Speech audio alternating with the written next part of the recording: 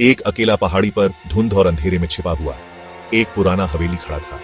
इसकी टूटी हुई दीवारें और खाली खिड़कियां रात में ऐसे घूर रही थीं जैसे किसी गारगोयल की आंखें।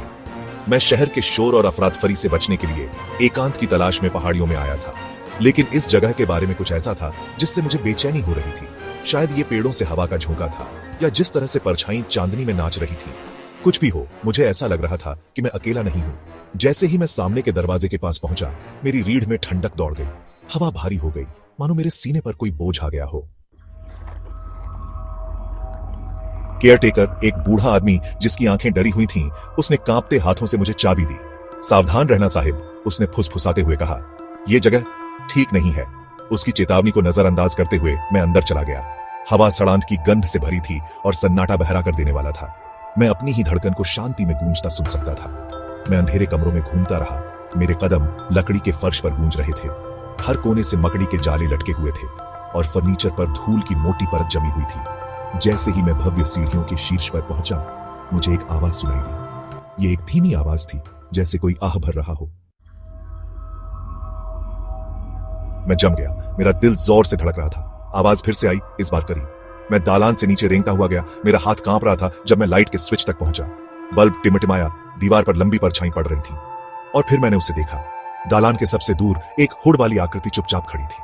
मैं उसका चेहरा नहीं देख सका, लेकिन मैं उसकी आंखों को खुद पर टिका हुआ महसूस कर सकता था। मैं वहीं खड़ा रहा, डर के मारे पंगु। जैसे ही आकृति मेरी ओर सरकने लगी, यह धीरे धीरे सोच समझकर चलती थी, मानो उसके पास दुनिया भर का समय हो। मैं चीखना चाहता था, भागना चाहता था, लेकिन मेरे पैर नहीं हिल रहे थे। मैं फंस गया था इस अनजान आतंक के सामने, असहाय। जैसे ही आकृति करीब आई, मैंने देखा कि उसके हाथों में कुछ था। यह एक किताब थी, पुरानी और चमड़े से बंधी हुई।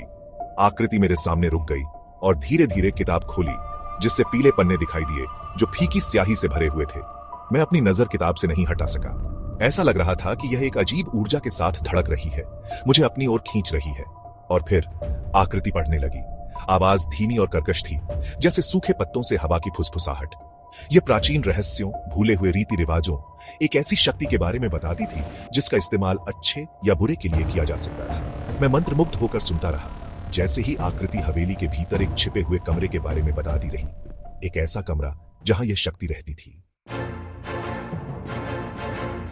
डर और जिज्ञासा के मिश्रण से प्रेरित होकर मैंने हुड वाली आकृति का हवेली में गहराई तक पीछा किया। हम दीवार पर लटके एक धूल भरे टेपेस्ट्री के पास आए। आकृति ने टेपेस्ट्री को एक तरफ धकेल दिया, जिससे एक छिपा हुआ द्वार दिखाई दिया।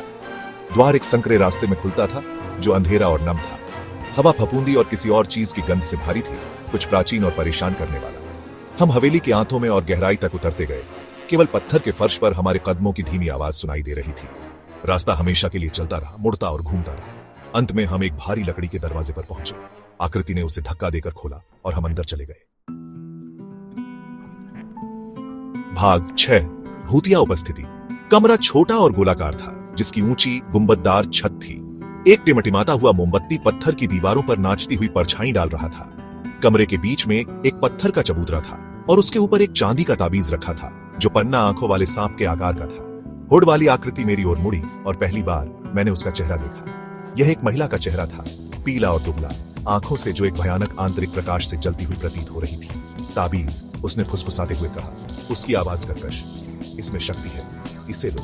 मैं हिचकिचाया।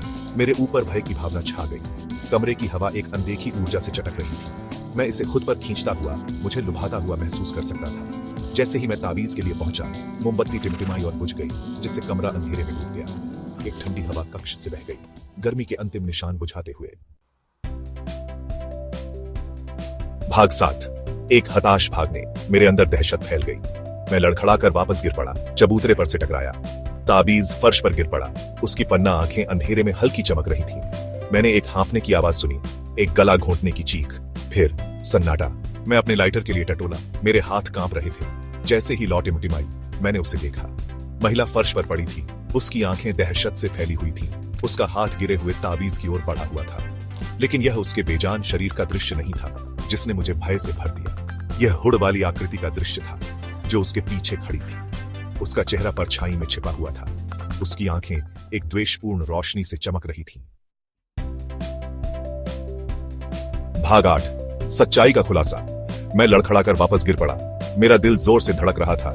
आकृति ने मेरी ओर एक कदम बढ़ाया और मैं उससे निकलने वाली ठंडक, उसके छायादार हुड के पीछे की खालीपन को महसूस कर सका। फिर धीमी सोची समझी हरकत के साथ आकृति ऊपर पहुंची और अपना हुड वापस खींच लिया। मैं हांफने लगा। मेरा खून बर्फ में बदल गया। ये मैं था, या यूं कहें ये मेरी अपनी ही दर्पण छवि थी, लेकिन आंखों से जो एक अपवित्र आग से जल रही थी, एक चेहरा जो मेरे ही चेहरे के एक विचित्र मजाक में विकृत था। सच्चाई ने मुझे एक शारीरिक प्रहार की तरह मारा। यह जगह, यह हवेली, यह भूतों या आत्माओं से प्रेतबाधित नहीं थी। यह किसी और भी भयानक चीज से प्रेतबाधित था, मेरे भीतर का अंधेरा। भाग 9। एक भूतिया स्मृति। मैं उस रात हवेली से भाग गया। मेरे दिमाग में मेरे डोपेलगैंगर की छवि उकेरी हुई थी।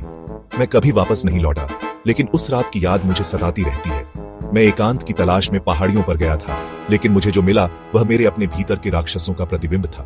पहाड़ी पर स्थित हवेली केवल एक प्रेतबाधित घर नहीं थी, यह एक दर्पण था जो उस अंधेरे को दर्शाता था जो हम सभी में रहता है। अनुभव ने मुझे हिलाकर रख दिया, हमेशा के लिए बदल दिया। मैंने सीखा कि सबसे भयानक राक्षस वे नहीं हैं जो रात में टक्कर मारते हैं, बल्कि वे हैं जिन्हें हम अपने भीतर रखते हैं।